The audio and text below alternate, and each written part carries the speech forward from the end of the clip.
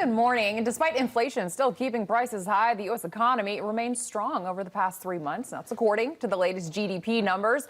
So joining us for more on this and a whole lot of other business headlines, let's welcome in global business consultant Hilary Fordwich. Good morning, Hilary.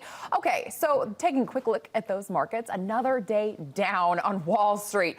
All right, Hilary, I'm assuming some of that was in reaction to the GDP number, which showed the economy grew at a 4.9% rate in the third quarter. What does this mean for inflation, interest rates, and really Americans' wallets in general?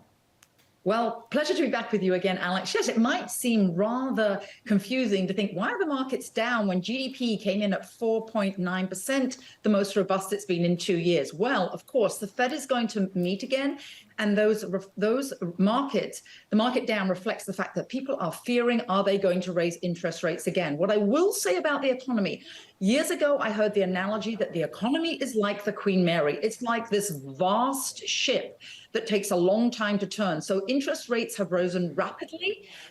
That now the effect takes place slowly. We are going to see a tsunami in terms of commercial real estate loans coming due, as well as auto loans coming due. So beware for the future, but right now it's robust because the consumer price index and consumers are resilient and doing well. Last but not least, a lot of credit is given to Taylor Swift, who's been called a stimulus package because of what she did in terms of the ticket sales, obviously, to her shows and movies. Absolutely. She just cannot lose. She is doing a lot for the economy.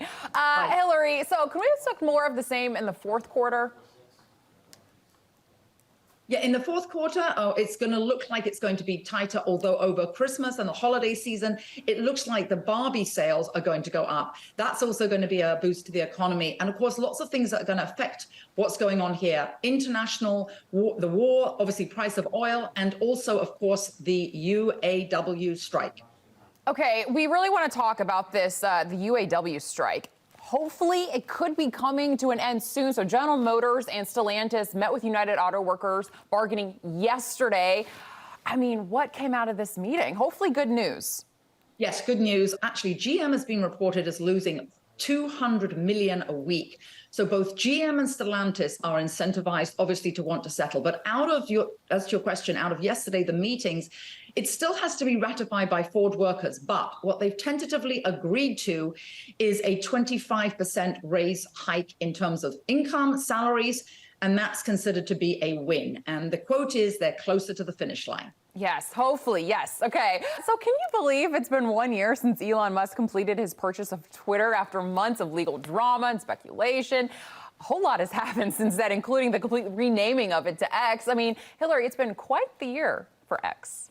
Yes, it has. A lot of employees lost their jobs. Of course, Elon Musk cut employees from 7,500 to 1,500.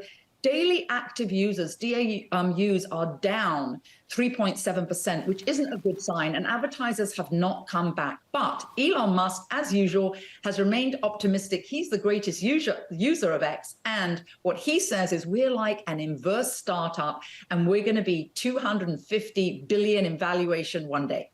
Wow. So struggling retail giant Sears has closed hundreds of stores in the 5 years since it was saved from bankruptcy. However, this month, Sears reopened its Burbank, California location, which, I mean, you think that would be positive news for the former retail giant. However, customers say it's seriously lacking. They're using the words like sad and depressing. Hilary, what's going on? What went wrong? Yeah, you're absolutely right. That was a post on Reddit, and lots of people were posting that it was sad that the carpets were stained despite the renovation, that there were mannequins with no clothes on, rather shocking, and there were empty shelves. I think this is really sad.